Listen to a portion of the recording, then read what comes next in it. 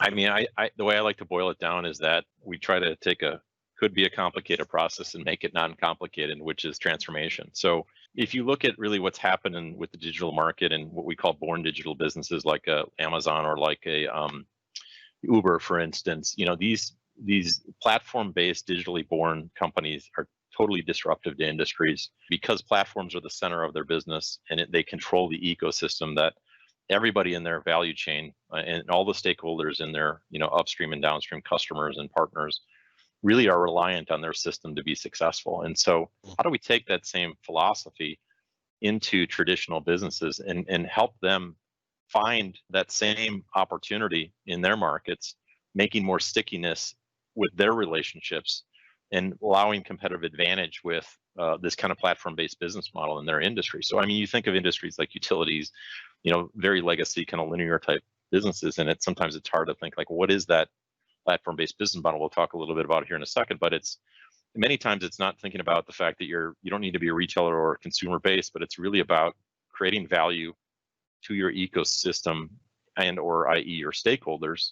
And when you make decisions as it relates to how we invest in technology and how we really leverage digital, it keeps that outcome or the outside in kind of thinking. So how do I make my partners better and more successful? And together we're going to do better together.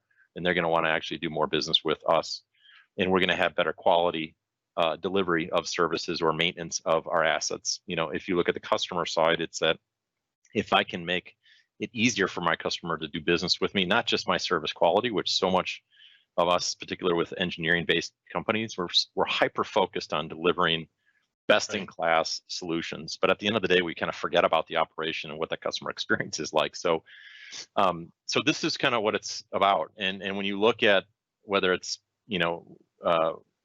model-driven platforms like the Power Platform and the easeability to create automation, or you're looking at highly custom systems, what we're finding is the fact that the digital wave is kind of outpacing strategy in a lot of companies. So what's happening is that you have departments that are building their own apps that is ahead of where the company is, let's say, on their digital strategy and even on their mobile platform strategy. So they'll end up with we have customers that have 1,200 different apps on different, like whether iOS, Android, and they're all native, and it's a mess, And Right. so that stat on the left is very true. And so it's not about that this is a crazy difficult process, but if you don't have a key couple of pillars in place, it can become a very difficult process. And so where does that line kind of cross where you don't want to inhibit innovation, but at the same time, you want innovation done in a very strategic way, in a very predictable way, with the right governance so that we can ultimately drive